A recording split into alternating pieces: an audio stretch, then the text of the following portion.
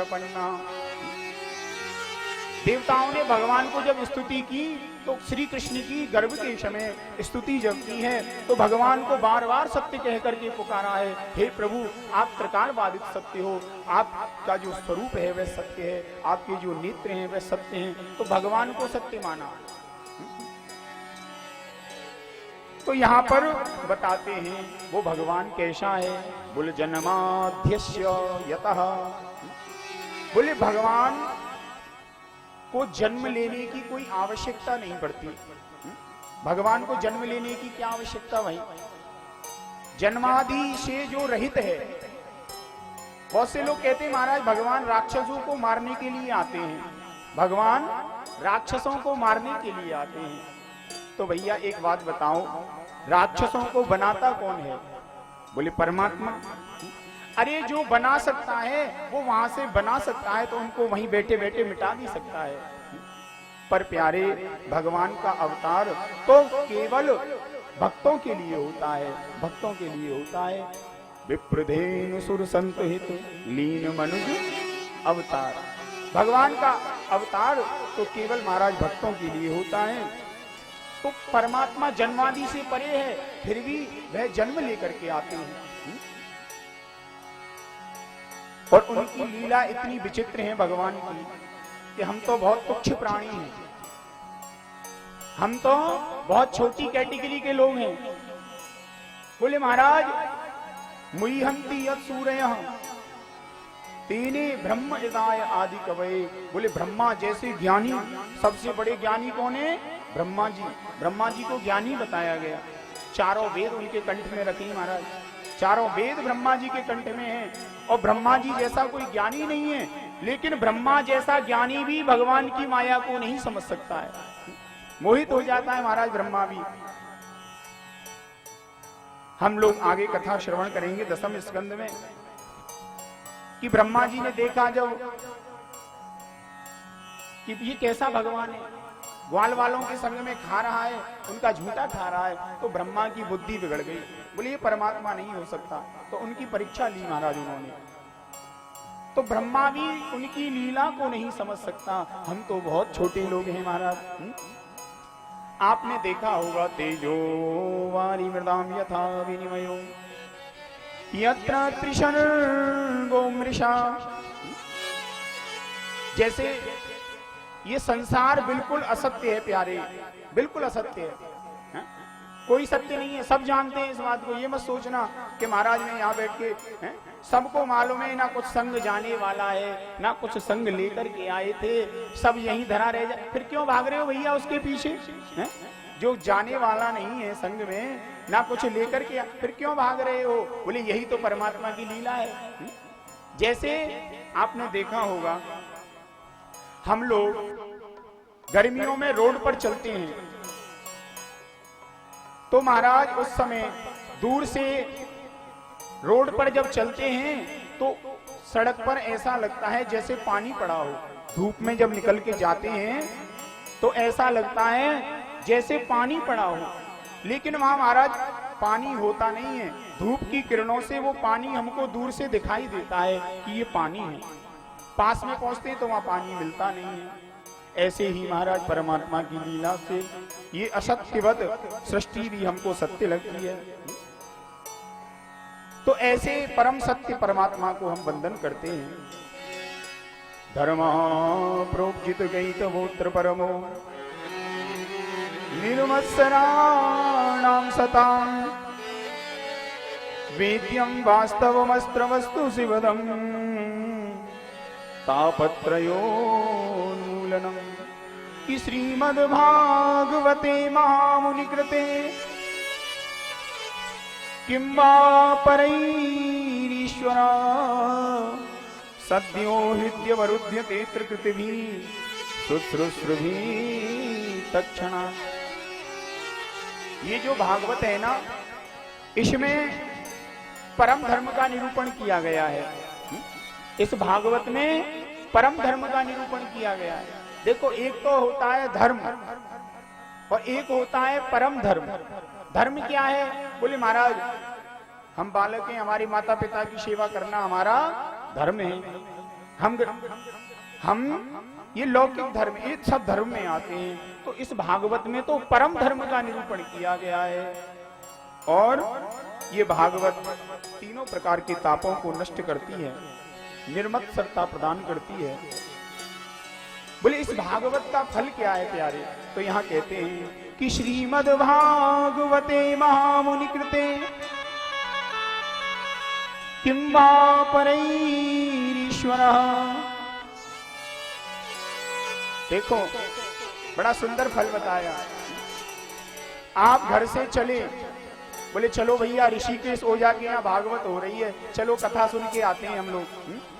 आपने सुनने मात्र का मन में संकल्प लिया, केवल उसी समय महाराज शुश्रूषु भी तत्क्षणात् सुनने का संकल्प जैसे ही लिया, उसी समय आपके हृदय में परमात्मा आकर के बैठ जाता है। ये इस भागवत का फल है। शुश्रूषु भी, सुनने मात्र का संकल्प लेने से ही महाराज परमात्मा आ जाते हैं। निगम कल्प तरोर गलितम फलम। ये भागवत है क्या? बोले निगम, शास्त्रों को व्यास जी ने निचोड़ा। निगम कहते हैं वेदों को, वेदों को निचोड़ा, शास्त्रों को निचोड़ा है महाराज। और उनका एक रस फल तैयार किया, उनका एक फल तैयार किया महाराज, भागवत रूपी फल। गलितम फलम। और देखो बोले फल बता दिया, ठीक है। बोले महाराज फल में गुठली छिलका भी होते हैं, तो इस भागवत में भी ऐसा कुछ है क्या? बोले नहीं महाराज। बोले इसमें तो अमृत द्रव संयुतम, इसमें तो अमृत ही अमृत भरा हुआ है, अमृत ही अमृत भरा हुआ है। अमृत द्रव संयुतम। अच्छा क्यों? क्योंकि इसमें श्री सुखदेव जी महाराज का मुंह लग गया है, इसमें श्री सुखदेव जी का मुंह लग गया है। सुख कहते हैं तोता को, और तोता जब जिस फल में मुंह लगाता है, तोता जिस फल में मुंह लगाता है वह फल मीठा ही होता है। प्रेम से बोलो एक बार राधे राधे। राधे राधे। तोता जिस फल में मुख लगाता है वो फल मीठा होता है, कभी खट्टा होता ही नहीं महाराज। या तो ये कहो कि तोता के मुख में मिठास है, या ये कहो कि फल में मिठास है। तो श्री सुखदेव जी का मुख लग गया है, तो इसमें तो महाराज मिठास ही मिठास भरा हुआ है, अमृत ही अमृत भरा हुआ है।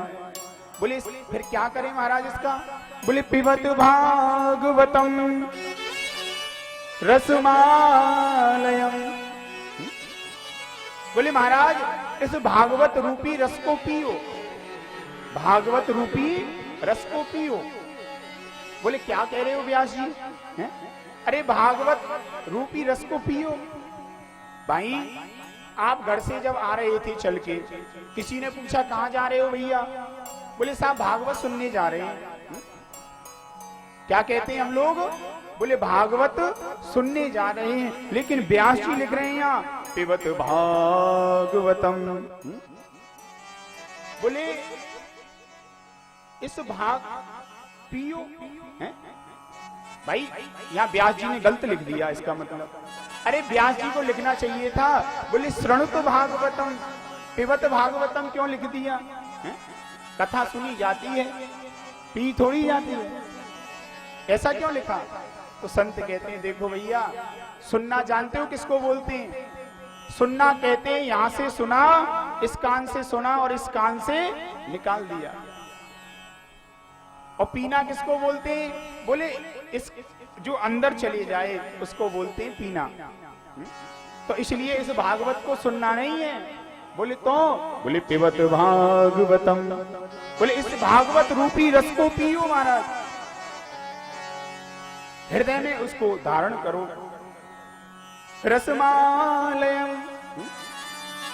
बोले महाराज कितनी बार सुने, कितनी बार इस कथा को सुने? बोले मोहर मोहर। बोले बार बार पियो भैया। जो ये कहता है बोले हमने तो भागवत सुन ली, अब क्या भागवत सुनना? तो बोले ना वो कथा को समझता है ना वो भागवत को समझता है भैया। कि रामचरित जय सुनत अघाई, रस विशेष जाना दिन नाई। राम सिया राम सिया राम जय राम, सिया राम सिया राम, सिया राम जय जय राम। ओ जिन हरि कथा सुनी नहीं काना, श्रवण रंग अहि भवन समाना। राम सिया राम जय जय राम। ओ राम सिया राम जय जय राम। तो एक बार सुन के जो कहते क्या कथा सुनना, अरे हमने तो सुन ली, हमने तो घर में कराई थी महाराज, क्या अब सुनना क्या? बोले भैया ना वो कथा को समझता है ना कथा के रस को समझता है। बोले बार बार पियो, और कब तक पियो? जब तक तुम स्वयं कथा ना बन जाओ। कथा सुनते सुनते महाराज हैं, लाली मेरे लाल की जित देखूं तित लाल, और लाली देखन में गई और मैं भी हो गई लाल। नित्य कथा सुननी चाहिए। जैसे नित्य हमको भोजन का आवश्यकता है ना, दिन में 5 बार सुनते हैं, 5 बार भोजन करते हैं, ऐसे ही महाराज कथा भी हमको नित्य सुननी चाहिए, नित्य सुननी चाहिए। क्योंकि हमारे को भूलने की बड़ी बीमारी है। ये कथा हमको बार बार ज्ञान कराती है, हमारे स्वरूप का बार बार हमको बोध कराती है। अच्छा महाराज एक बात और बता दो, बोले ये कथा सबके लिए सुलभ है, सबको सुनानी चाहिए कि कोई व्यक्ति विशेष? तो व्यास जी ने यहाँ पर 2 व्यक्तियों का नाम लिया है। बोले रसिका भुवि भाव कहा। बोले सुनो, ये कथा केवल 2 ही जने सुने। कौन कौन? बोले रसिक और भावुक। जिनके हृदय में भाव हो प्यारे, वही कथा को सुनना। जो रस में, भगवान के कृष्ण रस में डूबे हुए हो, वही इस कथा को सुनना। ऐसा वैसा सुनेगा कथा तो सुनेगा नहीं वो। भाई प्यासा होगा, उसे पानी पिलाने में भी आनंद आता है। कोई प्यासा व्यक्ति हो, उसको पानी पिलाओ तो बड़ा आनंद आता है, बड़े प्रेम से पीता है प्यारे। और कोई प्यासा हो नहीं, उससे कहो लो जी पानी पी लो, तो वो पानी तो पिएगा नहीं, बल्कि पानी में दोष निकालेगा। महाराज सुनो, पानी ठंडा है कि गर्म है, खारा है कि मीठा है महाराज, हैं? फिल्टर वाला है कि वैसे ही सादा है? वो मतलब उसको पानी तो पीना नहीं है, उसमें केवल उसको दोष देखना है। तो इसलिए व्यास जी ने केवल 2 लोगों को बुलाया। बोले अरे रसिको, अरे भावुको, आओ आओ और इस कथा का पान करो। सबके लिए नहीं, बोले ये प्याऊ कथा की केवल रसिक और भावुकों के लिए ही है, केवल रसिक और भावुकों के लिए। महाराज चलते हैं कथा में। निमिषे निमिष क्षेत्रे विषया सौनकादय, सत्रम स्वर्गाय लोकाय सहस्रम सममासता। नैमिषारण्य की भूमि में ऋषि बैठे हैं। ऋषियों ने बड़े प्रश्न यहाँ पर किए हैं। ऋषियों ने प्रश्न किया, गुरुजी हमें एक प्रश्न करना है, हमें ये बताओ कि मनुष्य का धर्म क्या है? कि तत्र तत्रांजसायुष्मन् भवता यद विनिश्चितम् पुंसामेकांतता श्रेय तन्न संसितुमर्हति। महाराज एक बात बताओ, मनुष्य का सबसे बड़ा धर्म क्या है? सबसे बड़ा धर्म क्या है महाराज? क्या महाराज गिरिराज जी की परिक्रमा लगाना धर्म है? या महाराज अपने घरों में श्रीमद् भागवत की कथा करा, धर्म क्या है महाराज? या 84 कोस में महाराज परिक्रमा लगाना धर्म? ये धर्म क्या है? मनुष्य का सबसे बड़ा धर्म क्या है? हमको ये बताएं आप। दूसरा प्रश्न हमारा ये है कि भगवान के अवतारों के बारे में बताएं कि भगवान के कितने अवतार हैं।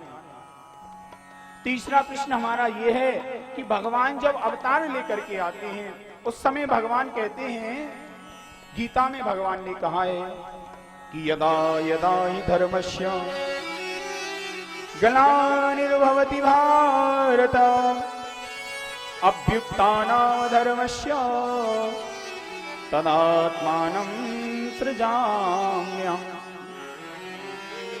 बोली जब अधर्म का बोलवाला होता है, धर्म का नाश होता है, उस समय में पृथ्वी पर अवतार लेकर के आता हूँ, अधर्म का विनाश करता हूँ, धर्म की रक्षा करता हूँ। तो महाराज एक बात बताओ, जब भगवान इस धरती को छोड़ के चले गए तो धर्मा कम शरणम गता, फिर महाराज धर्म कहाँ गया, धर्म किसकी शरण में गया, आप हमको ये बताइए। प्रभु, हम लोगों की बुद्धि अल्प है, अल्प बुद्धि है, शास्त्रों का जो सार है वह आप हमको श्रवण कराएं महाराज। सुखदेव स्वामी ने कहा, यहाँ पर ऋषि कहते हैं, जब ऐसी बात सुनी, बोले पहले मैं सुखदेव स्वामी को वंदन करना चाहता हूँ, अपने गुरु को वंदन करना चाहता हूँ। मेरे गुरु हैं श्री सुखदेव जी महाराज। मेरे गुरु कौन है? सूत जी कहते हैं मेरे गुरु हैं श्री सुखदेव जी महाराज। ऐसे परमहंस संत हैं जिनके मुख से ये भागवत अमृत धारा निकली है। श्री सुखदेव परमहंस हैं महाराज। कैसे परमहंस हैं? ये सुखदेव कौन है? तो कौशिकी संहिता में कथा मिलती है कि ये सुखदेव जी श्री राधा रानी के लीला सुख हैं। राधा रानी को कथा सुनाते हैं महाराज,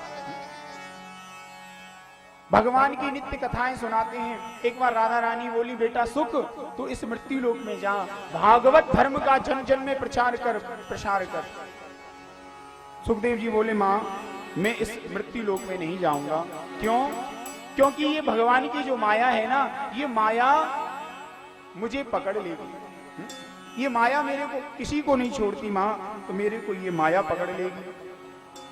बोली नहीं बेटा, एक बार तू जा तो सही।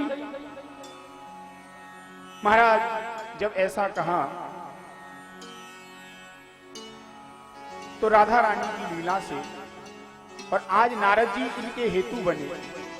नारद जी ने कहा भाई सुखदेव जी का प्राकट्य होना चाहिए, कैसे हो? तो नारद जी आज घूमते घूमते कहां पहुंचे? कैलाश पर्वत पर।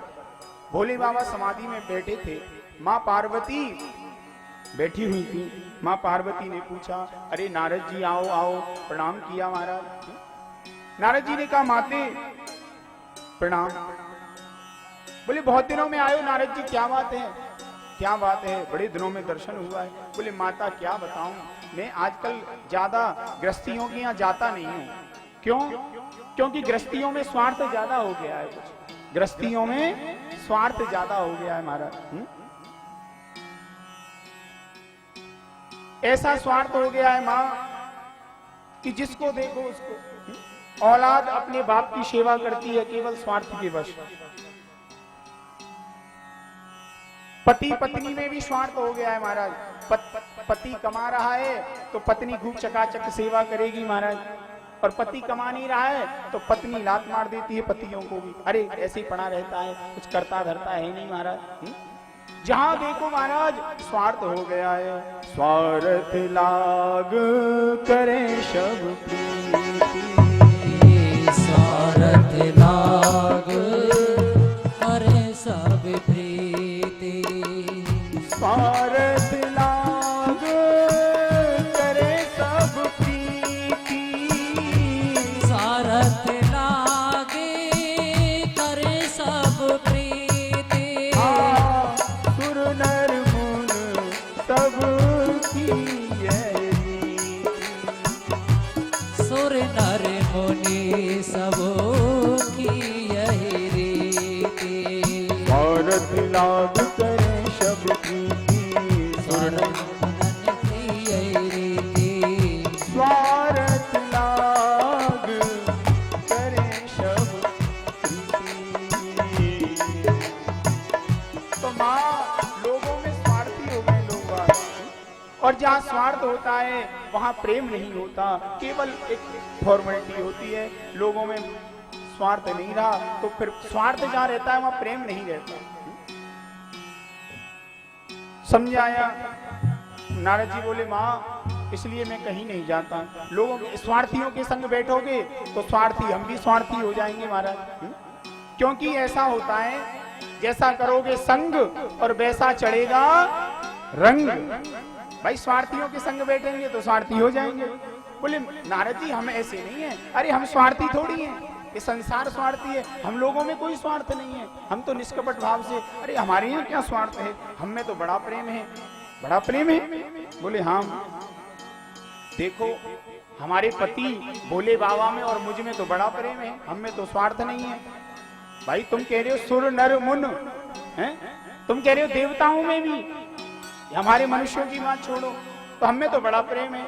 बोले बात तो ठीक कह रहे हो, बहुत बढ़िया है, आप में प्रेम है, ठाकुर जी करे आपका प्रेम दिन दोगुना रात चौगुना बढ़ता रहे हैं?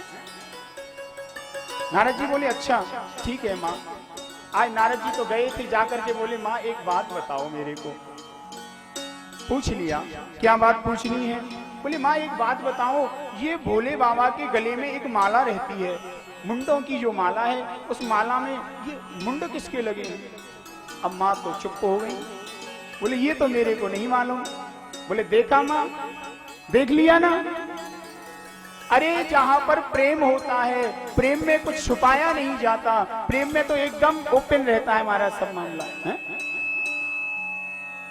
पार्वती जी से बोले महाराज ओपन रहता है? बोले हाँ। आज माँ ने मन में सोचने लगी क्या करूं। बोले नारद जी बोले बस अपना काम तो हो गया माते, अपन तो चलते हैं। नारद जी तो वहां से चले गए। इधर माता जो है मन में सोचने लगी, भोले बाबा ने मुझको आज तक नहीं बताया किसकी मुंडमाला है ये, मन में सोच रही है महाराज। भोले बाबा आए, माँ को देखा, कुछ उदास हैं, पूछा क्या कारण है? बोले महाराज एक बात बताओ, तुम बाहर से भी काले और अंदर से भी काले। क्या मतलब? अरे बाहर से भी काले, अंदर का काला तो वो होता है देवी जो कपट करता है, जो कपटी होता है। बोले हाँ तुम कपटी हो। अरे क्या मैंने कपट किया, मेरे को बताओ। बोले तुमने कपट किया? बोले तुमने मेरे को ये नहीं बताया कि ये जो माला पहनते हो इसमें किसके मुंड हैं? बोले देवी तुम मेरे को कपटी बोलती हो। अरे मैं तुमसे कितना प्रेम करता हूँ, कितना प्रेम करता हूँ, इसका यदि कोई प्रमाण है तो ये माला है। माला है? क्या मतलब? बोले ये जो माला देख रही हो ना, ये और किसी के मुंड नहीं, इसमें तो तुम्हारे ही मुंड लगे हैं। मेरे मुंड? बोले हाँ। वैसे तो तुम पराम्बा जगदम्बा हो, लेकिन लीला की सिद्धि के लिए जब जब तुम शरीर छोड़ती हो तो महाराज तुम्हारी याद मुझे बनी रहे, मैं तुम्हारे ही सिर को अपनी माला में पिरो लेता हूं, तुम्हारे ही सिर। मां बोली सुनो, अब तो तुम महान कपटी हो, अभी तक तो कपटी थे, अब तो महान कपटी हो। क्यों? अरे एक बात बताओ प्रभु, आपने ऐसी कौन सी दवाई खा रखी है, ऐसी कौन सी जड़ी बूटी खा रखी है जो तुम कभी मरते नहीं, मुझे बार बार मरना पड़ता है। मेरे इतने जन्म हो चुके हैं महाराज, इतने मुंडे मेरे लटके, इतने जन्म हो चुके और तुम अभी तक मरे नहीं हो। बोले मैंने इस अमर कथा का पान कर रखा है, मैंने अमर कथा श्री भागवत कथा का पान किया है, जिसको पीने के बाद जन्म मरण का जो कुचक्र है वो खत्म हो जाता है। माँ ने कहा ये कथा मेरे को भी आप श्रवण कराओ। बोले कथा तो हम सुनाएंगे, पर इस कथा के थोड़े नियम हैं। क्या नियम है? बोले कथा का पहला नियम तो ये है कि कथा सन्मुख होकर के सुननी चाहिए। हा? कथा सामने बैठ के सुननी चाहिए महाराज, इधर उधर नहीं। इधर उधर में रहोगे तो इधर उधर ही रह जाओगे। सन्मुख होए जीव मोहि जवहि, महाराज भगवान भी कहते हैं, बोले जीव जब मेरे सामने तो आए पहले, सन्मुख होए जीव मोहि जवहि, तो इसलिए सन्मुख होके कथा सुननी चाहिए, सामने बैठ के सुनना। और दूसरी बात, जब मैं कथा सुनाता हूं तो नेत्र बंद करके कथा सुनाता हूं। अब मेरे को क्या मालूम कौन कथा सुन रहा है कौन नहीं सुन रहा है, तो इसके लिए दूसरा नियम ये है कि बीच में ओम ओम ओम ऐसा बोलना। जैसे हम बोलते हैं ना बीच में राधे राधे, भाई हमको मालूम रहता है कि आप लोग कथा सुन रहे हो। आपने देखा होगा बच्चों को जब दादी कहानी सुनाती है तो क्या कहती है? बेटा हुंकारी भरतो रही हो। क्या भरतो रही हो? हुंकारी। क्यों? क्योंकि उसको मालूम रहता है ये हुंकारी भर रहा है तो कहानी सुन रहा है, नहीं तो सो गया तो फिर क्या हुंकारी भरेगा, फिर तो थर्रा टिलेगा वो। तो इसीलिए महाराज यहां पर तुम बीच में ओम ओम बोलना। बोले ठीक है। कथा प्रारंभ होती है, डमरू बजाया, महाराज कथा प्रारंभ हुई। वहीं सुखदेव जी प्रकट होते हैं अंडा के रूप में। महाराज बड़े प्रेम से भागवत की कथा चल रही है, प्रादुर्भाव हुआ है सुखदेव जी महाराज का। बोलो सुखदेव भगवान की जय। बड़े प्रेम से कथा सुन रहे थे। कथा चल रही थी उद्धव और कृष्ण के संवाद में। उद्धव और श्री कृष्ण का संवाद चल रहा था। आज मां को थोड़ी निद्रा आ गई, मां को नींद ने सता घेर लिया, मां सो गई। इधर सुखदेव जी जो थे इनने मन में सोचा, बोले मां ने ओम ओम बंद करना कहना बंद कर दिया है, और ओम ओम बंद कहना हो गया तो समझो कथा भी बंद हो जाएगी, क्योंकि भोले बाबा ने कहा था कि जहां तुमने ओम कहना बंद किया वहीं कथा बंद हो जाएगी। महाराज तोता जो होता है बड़ा चालाक पक्षी होता है, जैसा सिखाओगे वैसा बोलता है। तो इसने माँ की आवाज में बिल्कुल ओम ओम ओम कहना प्रारंभ कर दिया। कथा पूर्ण हुई, जयकारा लगा, बोलो भागवत भगवान की जय। जैसे ही महाराज जयकारा लगा उसी समय माँ की नींद खुली और कहने लगी। उद्धव से फिर भगवान ने क्या कहा? बोले बाबा बोले क्या कहा मतलब?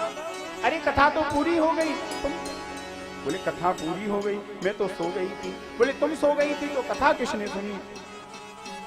भोले बाबा ने देखा इधर उधर, सामने कोई नहीं, पीछे एक पक्षी था सुख का, सुख रूप देखा, देख के हंसे। बोले इसने कथा सुनी, कोई अच्छी बात है, लेकिन इसने पीछे बैठ के कथा सुनी। भाई कथा तो सामने बैठ के सुननी चाहिए थी, पीछे बैठ के क्यों कथा सुनी? तो आज भोलेनाथ क्रोधित हुए हैं थोड़े। बोले इसने चोरी की है। भाई पीछे से कौन आता है? चोर आता है। सामने से भक्त आएगा, सामने से आएगा वो तो सीना चौड़ा के, और पीछे से चोर आता। बोले इसने चोरी की है कथा की, मारने के लिए दौड़े हैं। इधर महाराज सुख आगे भगता है, पीछे महाराज भोलेनाथ हैं। नीचे आए उतर के तो आज व्यास जी की जो पत्नी थी बिटका देवी, वो अपने पति देव व्यास जी से बोली, स्वामी हमको बुढ़ापा आ गया लेकिन अभी कोई संतान नहीं हुई हमारे घर। व्यास जी कहने लगे देवी चिंता मत करो, भगवान की कृपा होगी तो अवश्य होगा महाराज। और आज व्यास जी की पत्नी को जमाई आई।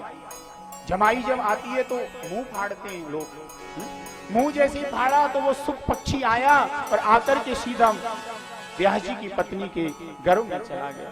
बोले बाबा बाहर से चले गए लौट के, और 1 साल नहीं 2 साल नहीं पूरे 12 सालों तक माँ के गर्भ में रहे। कितने साल तक? 12 साल तक।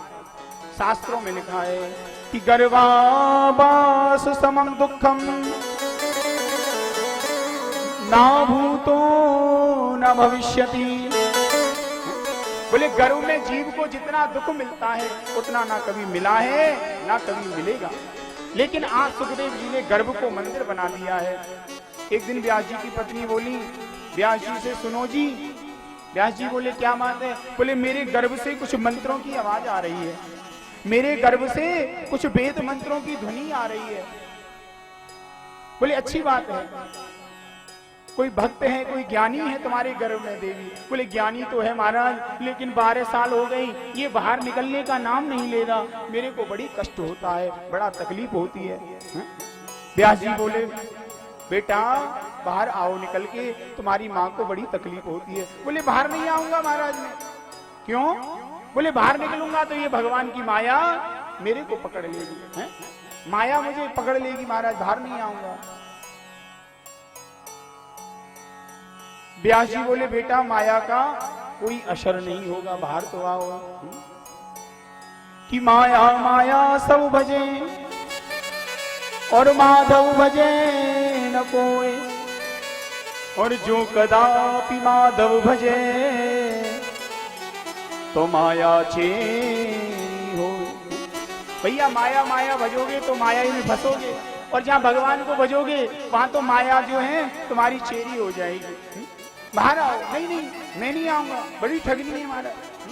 अच्छा भगवान आके यदि माया स्वामी कह दे मायापति तो मैं बाहर आऊंगा। भगवान को आना पड़ा, कहा बेटा बाहर आ निकल के। और महाराज सुखदेव जी ने 12 वर्ष के बाद में जन्म लिया, और जन्म लेते ही देखो जन्म लेते ही इतने महान पुरुष थे कि बच्चे का जब जन्म होता है तो नालक छेदन होता है, नाल जो होता है ना, नाल को काटते हैं। सुखदेव जी ने जन्म लिया और जन्म लेकर के नाल को अपने कंधे पर डाला है, कंधे पर डाल के और सीधे जंगल की ओर निकल गए। पिताजी कह रहे हैं बेटा बेटा रुको। उसी को सूत जी महाराज अपनी स्तुति में कहते हैं कि यम प्रव्रजन्तमनुपेतमपेत कृत्यम द्वैपायनो विरह कातराजुहाव पुत्रेति तन्मयतया तर्वोऽभिनेदु तम सर्वभूत हृदयं मुनिमानतोऽस्मि। बोले महाराज प्रव्रजंत जन्म लेते ही जो चल दिए वन की ओर, और पिताजी जो व्यास जी हैं वो उनके पीछे पीछे भाग रहे हैं, बेटा बेटा रुको, बेटा रुको। सुखदेव जी ने मन में कुछ बोल नहीं रहे, जा रहे हैं, लेकिन सुखदेव जी तो नहीं बोलते, लेकिन वृक्ष बोल रहे हैं। जो यहां से निकलते हैं ना, वो वृक्ष जरूर कुछ बोल रहे हैं। वृक्ष क्या कहते हैं मालूम है? अरे बोले व्यास जी आप तो ज्ञानी हो, बड़े बड़े पुराणों को आपने बनाया, बड़े बड़े महाराज वेदों की रचना की आपने, महाराज महाभारत आदि जैसे ग्रंथों की रचना की है? अरे आपको ये मोह, पुत्र मोह अच्छा नहीं लगता है? आप बेटा बेटा कह रहे हो। अरे पता है तुमको कितनी बार तुम इनके बेटा बन चुके हो, कितनी बार ये तुम्हारे बाप बन चुके हैं। ये तो संसार का क्रम है, चलता रहता है, चलता रहता है महाराज। भाई संसार, कितनी बार हम तुम्हारे बाप बन चुके, कितनी बार तुम हमारे बाप बन चुके, क्रम है। कौन किसका बेटा, कौन किसका बाप, तुम तो ज्ञानी हो महाराज। तो आज यहाँ सुखदेव जी, सूत जी कहते हैं अपनी स्तुति में, जिनका कोई संस्कार नहीं हुआ, ऐसे श्री सुखदेव जी महाराज, ब्राह्मण का यज्ञोपवीत संस्कार होता है, यज्ञोपवीत आदि संस्कार भी नहीं हुआ है, सीधे वन में जाके भगवान की निर्गुण ब्रह्म की समाधि में लीन हो गए जाके। ऐसे श्री परम वंदनीय में गुरु जी को नमस्कार करता हूँ, सुखदेव स्वामी को। अब मैं तुम्हारे प्रश्नों के जवाब देता हूँ। तुमने पहला प्रश्न किया था कि मनुष्य का सबसे बड़ा धर्म क्या है। सुनो, सबसे बड़ा धर्म क्या है? कि समय पुंसाम परो धर्मो यतो भक्ति रधोक्षजे अहेतु क्या प्रतिहता ये आत्मा संप्रशीदति। सबसे बड़ा धर्म है मनुष्य का कि जो भी कर्म करे, जो भी भक्ति करे, वो अहेतु की होनी चाहिए। प्रेम से बोलो राधे राधे राधे राधे। कैसी भक्ति हो? अहेतु की। अहेतु क्या प्रतिहता। भाई हम लोग भक्ति करते हैं, कैसी करते हैं मालूम है? हे भागवत भगवान, हमारे घर में बेटा हो जाए तो हम भी भागवत कराएंगे। कैसी भक्ति करते हैं? हे गिरिराज बाबा, तू मेरो यह काम कर दे तो महाराज मैं तेरी दूध की धार लगाऊंगा। कैसी भक्ति करते हैं? बच्चे लोग जाते हैं, पेपर का समय आया, हे हनुमान बाबा अब की बार बढ़िया से नंबर आ जाएं, बस 51 रुपए का भोग लगेगा आपका, पक्का है। तो बोले ये भक्ति नहीं है प्यारे, ये तो सौदा है, सौदा। परमात्मा से कुछ मांग लिया भक्ति के बदले तो वो भक्ति नहीं है, वो तो एक सौदा है। कि मैं जो मांगू कुछ तुझे तो कुछ ना देना तू मुझे, वरना आशिक नहीं मजदूर कहलाऊंगा मैं। यदि तुमने भक्ति के बदले कुछ मांग लिया तो ये तो मजदूरी हो गई प्यारे, मजदूरी। ये भक्ति थोड़ी है, ये तो सौदागिरी हो गई। बोले तुमने थोड़ी सी माला जपी या थोड़ा सा भगवान का भजन किया, उसके बदले भगवान से कुछ मांग लिया, तो ये भक्ति नहीं है। भक्ति कैसी हो? परमात्मा से कभी कुछ मांगना नहीं, कभी कुछ नहीं मांगना। ये सबसे श्रेष्ठ भक्ति है, ये सबसे श्रेष्ठ धर्म है, यही मनुष्य का सबसे बड़ा धर्म। कुछ भी करो, गिरिराज जी की परिक्रमा लगाओ, ये हमारा धर्म है भैया, परिक्रमा लगाना। क्योंकि पैर दिए परमात्मा ने परिक्रमा के लिए दिए, व्यसनों में तो बहुत गंवा दिया इसको। कान दिए हैं, बोले कथा सुने, सुननी चाहिए, ये हमारा धर्म है, इसलिए ना सुने कि हमको कुछ मिले। अरे मिलना जुलना है वो तो अपने आप मिलता है प्यारे, उसके लिए परमात्मा से क्या। अच्छा देखो, परमात्मा से यदि हम कुछ मांगते हैं तो घाटे में ही रह जाते हैं। प्रेम से बोलो राधे राधे। हैं? परमात्मा से मांगने में हम लोग कभी कभी घाटे में भी रह जाते हैं। भगवान हमारे यहाँ घर नहीं है, एक बढ़िया सा घर बन जाए तो अच्छी बात हो। परमात्मा ने कहा ठीक है ले ले भैया घर। अब परमात्मा ने तो मन में सोच रखा था इसको 4 घर बना के दूंगा मैं, लेकिन हमने एक घर मांग लिया तो घाटे में रह गए ना। तो भैया परमात्मा से तो कुछ मांगना भी नहीं चाहिए, यही सबसे श्रेष्ठ भक्ति है।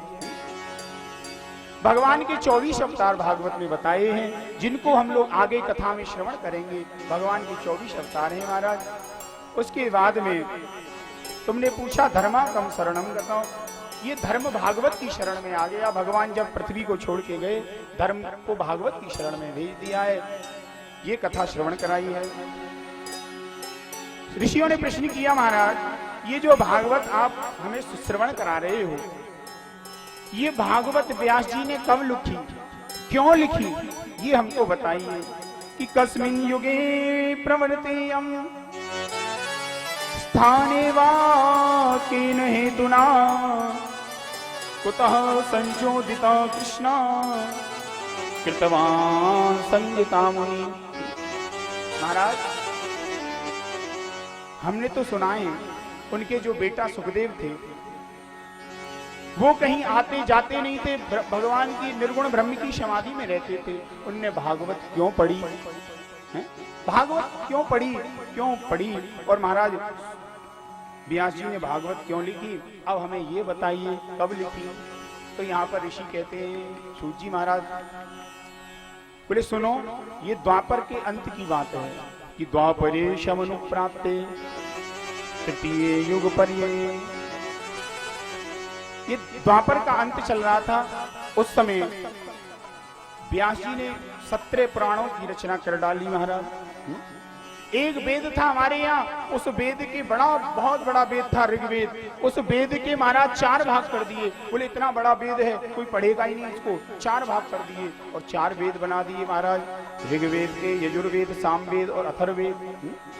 पंचम वेद महाभारत की रचना कर दी, लेकिन फिर भी मन में अभी शांति नहीं है। ऐसा लगता है मैंने कुछ नहीं किया, क्योंकि इन लोगों को देख रहा हूं, संसार के लोगों का जीवन तो ऐसा है महाराज। कैसा जीवन है इनका? बोले बस खाना कमाना और बस यहीं पे ऐसे ही मर जाना महाराज। कैसा जीवन है? बस पेट भरे, घर का माल खेत में और खेत का माल घर में। प्रेम से बोलो राधे राधे। घर का माल खेत में और खेत का माल घर में, यही चला हुआ है महाराज। और शास्त्रों में लिखा है कि को अर्थ पुत्रेण जातेन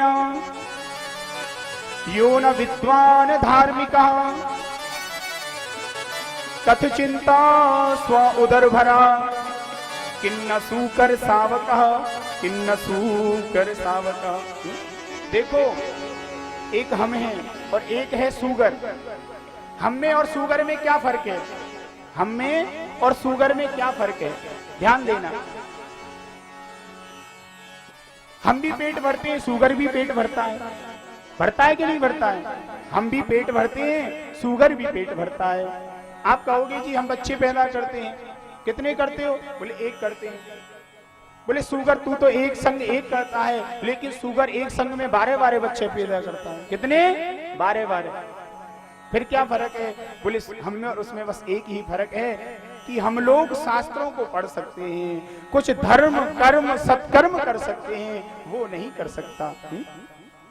सुखी तो वो भी है। शुगर से जाके पूछो तुम भाई सुखी हो, वो कहेगा हाँ मेरे को बढ़िया मौज आ रही है, मस्त बढ़िया मस्त हूँ। और हम लोगों की गिनती तो उससे भी गई गुजरी है महाराज, जो शास्त्रों को नहीं पढ़ते हैं, धर्म का आचरण नहीं करते हैं महाराज। उनकी स्थिति तो शुगर के समान ही है, शास्त्र में कहा है। तो मैंने इतने पुराणों को लिखा है, इतने शास्त्रों को लिखा है, लेकिन लोगों का जीवन है बस लगे हुए हैं खाने पीने में, कमाने में।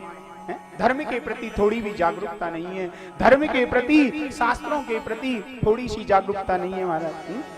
कहीं अभी नौटंकी हो रही होती तो महाराज पूरा पंडाल भर जाता है। कहीं कोई रंगरेलिया आई होती तो लोग बागों की भीड़ लग जाती महाराज। और कहीं कथा भागवत हो रही हो तो लोग बाग ऐसे आते हैं डरते डरते, बोले पता नहीं कोई पकड़ लेगा तो नहीं, वहां जा रहे हैं और कथा सुनने। ऐसी लोगों की प्रवृत्ति हो गई है। तो महाराज व्यास जी उदास हैं आज। अरे क्या करूं, ये संसार 17 पुराण लिख दिए, एक वेद के 4 वेद कर दिए, लेकिन अभी शांति नहीं है क्योंकि लोगों का कल्याण नहीं हो रहा है, क्या करूं। उसी समय महाराज उनके कान में नारद जी महाराज वीणा बजाते हुए नारायण नारायण करते हुए वहां प्रकट हो जाते हैं। श्रीमन नारायण नारायण नारायण, श्रीमन नारायण नारायण नारायण, श्रीमन नारायण नारायण नारायण, श्रीमन नारायण नारायण नारायण, लक्ष्मी नारायण नारायण नारायण, लक्ष्मी नारायण नारायण नारायण, श्रीमन नारायण नारायण नारायण, श्रीमन नारायण नारायण नारायण, हमें नारायण नारायण नारायण, हमें नारायण नारायण नारायण, तुम्हें नारायण नारायण नारायण, तुम्हें नारायण नारायण नारायण, सबमें नारायण नारायण नारायण, सबमें नारायण नारायण नारायण, श्रीमन नारायण नारायण नारायण, श्रीमन नारायण नारायण नारायण, श्रीमन नारायण नारायण नारायण। नारायण नारायण करते हुए नारद जी प्रकट हो गए हैं और कहने लगे हैं कि पाराशर्य महाभाग भवता कश्चिदात्मनः परितुष्यत शारीर आत्मा मानस एव। अरे पाराशर नंदन व्यास जी, क्या बात है, बड़े उदास लग रहे हो। अरे इतने उदास अच्छा नहीं लगता, क्या बात है, क्या परेशानी है, मेरे को आप बताओ। व्यास जी कहने लगे नारद जी क्या बताऊं, मैंने इतने शास्त्रों को लिख दिया, इतने 17 पुराणों की रचना कर दी, पंचम वेद महाभारत की रचना कर दी, लेकिन मेरे मन में अभी शांति नहीं है, मेरे अंदर अभी संतोष नहीं है। मेरे जो शास्त्र पुराण हैं ये जीवों का कल्याण नहीं कर रहे हैं, जीवों का कल्याण नहीं कर रहे हैं, लोगों का जीवन नहीं बदल रहा है, तो मेरा लिखना इनको सब व्यर्थ जा रहा है, क्या करूं। नारद जी कहने लगे हैं कि भवतानुदित प्रायं यशो भगवतो मलम ये नैवासो न तुष्येत मन्ये तद्दर्शनम खिलम। बोले महाराज आपने शास्त्रों को लिखा, पुराणों को लिखा, लेकिन आपने भगवान श्री कृष्ण की दिव्य लीलाओं का चिंतन नहीं किया। आपने भगवान श्री कृष्ण की जो लीलाएं हैं उनको उन शास्त्रों में नहीं गाया ढंग से। तो आप भगवान श्री कृष्ण की लीलाओं का चिंतन करो, आप भागवत की रचना करो, क्योंकि भागवत को वैष्णव पढ़ते हैं, संत जन पढ़ते हैं, भक्त रसिक पढ़ते हैं, उनके जीवन में आनंद आता है। आप भागवत की रचना क्यों नहीं करते महाराज। बोले महाराज अब मैं कुछ नहीं कर सकता।